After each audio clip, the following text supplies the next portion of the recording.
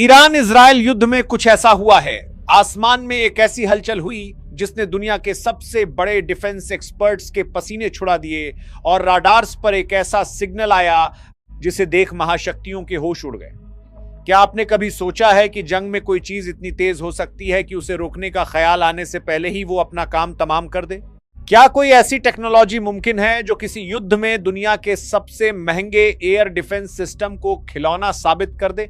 Israel Iran के बीच चल रहे इस युद्ध में जो इजराइल की तरफ से ईरान पर हुआ है, उसने युद्ध के पुराने सारे कायदे कानून कूड़ेदान में डाल दिए हैं। एक ऐसा सन्नाटा छा गया है जिसके पीछे छिपी है एक ऐसी ताकत जिसने मिडल ईस्ट से लेकर एशिया तक के दुश्मनों की रातों की नींद हराम कर दी है। आखिर क्यों सुपर पावर अमेरिका के माथे पर भी चिंता की लकीरें खिंच गई हैं? और कैसे इजराइल के इस महायुद्ध का ईरान युद्ध में इस्तेमाल ही भारत की तकदीर बदल सकता है? आज इसको लेकर हिला देने वाली खबर सामने आई है जिसने चीन पाकिस्तान तक हड़कंप मचा डाला है। इस सन्नाटे को चीरते हुए जो खबर आई उसने सबको हिला कर रख दिया है। इजराइल ने ईरान के खिलाफ एक ऐसी मिसाइल का इस्तेमाल किया है जिसकी चर्चा तक से बड़े बड़े देश कतराते थे। यह कोई मामूली रॉकेट या ड्रोन नहीं था, बल्कि यह आसमान से बरसने वाली वो आफत थी जिसे एयर लॉन्च्ड बैलिस्टिक मिसाइल यानी एलबीएम कहा जाता है। ईरान ने दावा किया था कि उसका आसमान अभेद्य है। उसने रूस से मिले एस-300 और खुद के बनाए डिफेंस सिस्टम तैनात कर रखे थे, लेकिन इस नई मिसाइल ने उन सबको ऐसे चकमा दिया जैसे वो वहां थे ही नहीं। अमेरिका हैरान है क्योंकि इजराइल ने बिना उसे बताए इस ब्रह्मास्त्र का इस्तेमाल कर दिया। लेकिन असली खेल तो अब शुरू हुआ है, क्योंकि इस एक स्ट्राइक ने भारत की किस्मत के बंद दरवाजे खोल दिए हैं। इस मिसाइल की ताकत ने चीन और पाकिस्तान के खेमे में खलबली मचाई है जिसकी कल्पना भी किसी ने नहीं की थी। अब सवाल यह है कि क्या भारत के पास यह ताकत आ चुकी है? अब जरा इस पूरे मामले की गहराई में उतरते हैं और समझते हैं कि यह आखिर हुआ कैसे। इजराइल ने जिस मिसाइल का इस्तेमाल किया उसका नाम रैम्पेज और रॉक्स बताया जा रहा है। ये मिसाइलें जमीन से नहीं बल्कि फाइटर जेट से दागी जाती हैं। अब आप कहेंगे कि इसमें नया क्या है? नया है इसकी रफ्तार और इसकी मारक क्षमता। आमतौर पर बैलिस्टिक मिसाइलें जमीन से दागी जाती हैं जिन्हें ट्रैक करना आसान होता है, लेकिन जब आप एक बैलिस्टिक मिसाइल को फाइटर जेट से लॉन्च करते हैं तो उसकी रेंज और स्पीड दोनों कई गुना बढ़ जाती हैं। ईरान के सबसे सुरक्षित माने जाने वाले परमाणु ठिकानों के पास लगे राडार्स को पता भी नहीं चला कि कब इजरायली जेट्स ने दूर से ही इन मिसाइलों को रिलीज कर दिया। ये मिसाइलें इतनी सटीकता से अपने टारगेट की तरफ बढ़ी कि हवा में इन्हें इंटरसेप्ट करना नामुमकिन हो गया।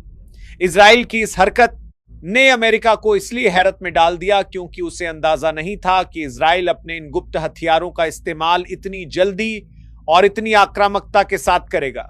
अमेरिका को डर है कि इस टेक्नोलॉजी के सामने आने से अब दुनिया भर में हथियारों की एक नई होड़ शुरू हो जाएगी। लेकिन भारत के लिए यह किसी लॉटरी से कम नहीं है। भारत और इजराइल के रक्षा संबंध किसी से छिपे नहीं हैं। आपको जानकर हैरानी होगी कि भारतीय वायुसेना पहले ही रैम्पेज मिसाइलों को अपने बेड़े में शामिल कर चुकी है। हमारे सुखोई और मिग्ना को राम करते हैं कि सामने सरकार ने बेड़े में शामिल कर चुकी है। हमारे सुखोई और मिग्ना के फिर 29 के जैसे फाइटर जेट्स अब इन मिसाइलों से लैस होकर आसमान में गश्त लगा रहे हैं। इजराइल के इस प्रैक्टिकल टेस्ट ने यह साबित कर दिया है कि भारत ने जो सौदा किया था वो मास्टर स्ट्रोक था। अब जरा सोचिए, अगर भारत इन मिसाइलों को चीन या पाकिस्तान की सीमा पर तैनात कर देता है तो क्या होगा? पाकिस्तान ने हाल ही में चीन से HQ-9 जैसे महंगे एयर डिफेंस सिस्टम खरीदे हैं और चीन खुद को S-400 का बादशाह समझता है, लेकिन इजराइल ने दिखा दिया कि एलबीएम के सामने ये सब ढरे के ढरे रह जाते हैं पाकिस्तान की वायुसेना यानी पीएफ के पास। इस वक्त ऐसी कोई काट नहीं है जो आसमान से गिरती इस मौत को रोक सके।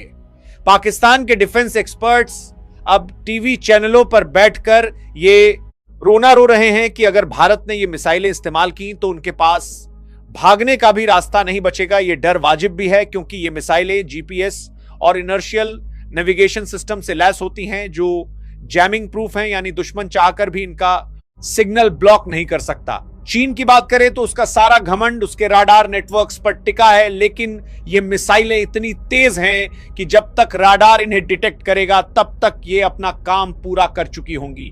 2026 में आज की तारीख में भारत ने अपनी मारक क्षमता को इतना बढ़ा लिया है कि अब हमें सीमा के पास जाने की जरूरत भी नहीं है। हमारे फाइटर जेट्स भारतीय सीमा के अंदर रहते हुए ही दुश्मन के गहरे ठिकानों को तबाह कर सकते हैं। इसे कहते हैं स्टैंड ऑफ क्षमता। इजराइल के इस हमले ने पूरी दुनिया को एक मैसेज दे दिया है कि अब पुरानी टेक्नोलॉजी के दिन लुट चुके हैं। अब जिसके पास सबसे तेज और सबसे सटीक मिसाइल होगी वही जंग का असली राजा होगा। इस मिसाइल की एक और खास बात है इसका प्रहार करने का तरीका। यह मिसाइल लॉन्च होने के बाद सीधे ऊपर जाती है और फिर वहां से हाइपरसोनिक स्पीड से नीचे आती है। जब कोई चीज ऊपर से नीचे इतनी तेजी से गिरती है तो ग्रेविटी की वजह से उसकी ताकत और बढ़ जाती है। इसे रोकना वैसा ही है जैसे आसमान से गिरती बिजली को पकड़ना। ईरान के मामले में यही हुआ। उनके राडार्स ने शायद कुछ सिग्नल देखे भी होंगे, लेकिन जब तक वो रिएक्ट करते धमाका हो चुका था।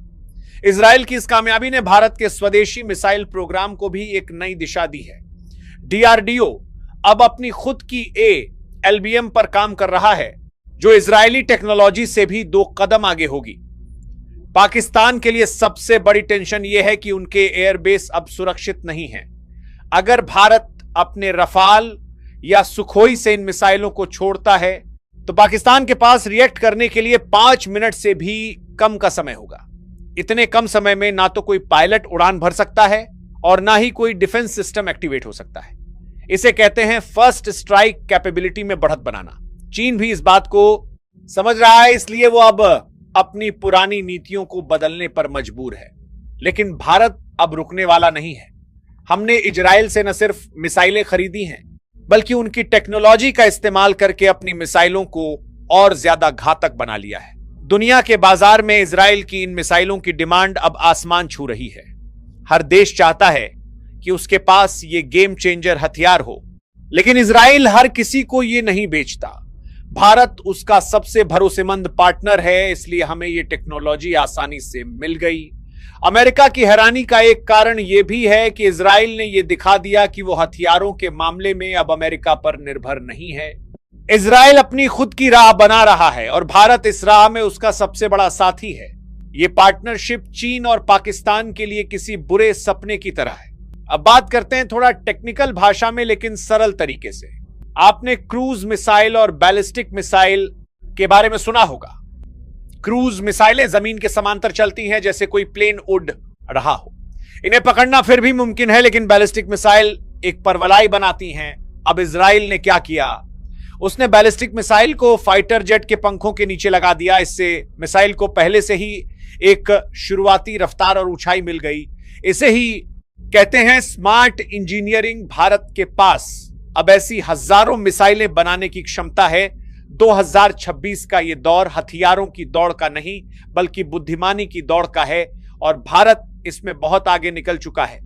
दुश्मन देशों को लग रहा था कि वो सीमा पर फौज जमा करके भारत को रोक लेंगे, लेकिन उन्हें क्या पता था कि भारत ने अपनी रणनीति पूरी तरह बदल दी है। अब जंग जमीन पर कम और दिमाग से ज्यादा लड़ी जा रही है। इजराइल की इस एक स्ट्राइक ने मिडिल ईस्ट की पूरी जियोपॉलिटिक्स बदल दी है। ईरान जैसा देश जो अपनी मिसाइलों पर इतना इतराता था, आज चुपचाप अपने नुकसान का आकलन कर रहा है। उसे समझ आ गया है कि टेक्नोलॉजी के सामने जिद नहीं चलती। यही सबक पाकिस्तान के लिए भी है। पाकिस्तान की आर्थिक हालत ऐसी नहीं है कि वो इस तरह की महंगी टेक्नोलॉजी का मुकाबला कर सके।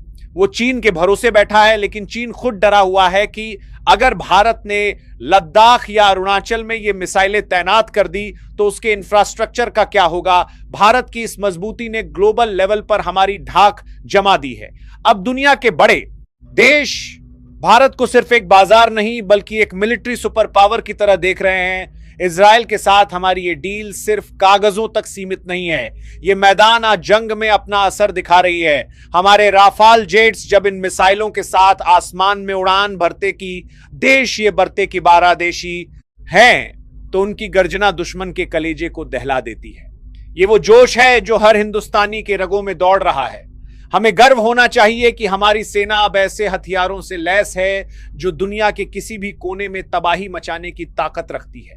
हमारा मकसद हमेशा शांति रहा है, मगर यह शांति तभी बनी रहती है जब आप सबसे ज्यादा ताकतवर हो। इस पूरी कहानी में एक ट्विस्ट और है। इजराइल ने जो मिसाइल इस्तेमाल की उसमें सीकर लगे होते हैं जो आखिरी सेकंड तक अपने टारगेट को ट्रैक करते हैं। यानी अगर टारगेट अपनी जगह से थोड़ा हिल भी जाए तो भी ये मिसाइल उसे ढूंढकर मार गिराती हैं। ये वैसे ही है जैसे कोई शिकारी अपने शिकार को तब तक नहीं छोड़ता जब तक उसे दबोच न ले। भारत ने इन सीकर्स को अपनी जरूरत के हिसाब से कस्टमाइज करवाया है। अब हमारी मिसाइलें पहाड़ों में छिपे दुश्मन के बंकरों को भी वैसे ही खोज लेंगी जैसे समतल मैदान में किसी इमारत को। हिमालय की दुर्गम चोटियों पर बैठे चीनियों के लिए ये मिसाइलें किसी काल से कम नहीं है। इजराइल की इस हरकत के बाद अब ये सवाल उठ रहा है कि क्या अगला नंबर किसका है?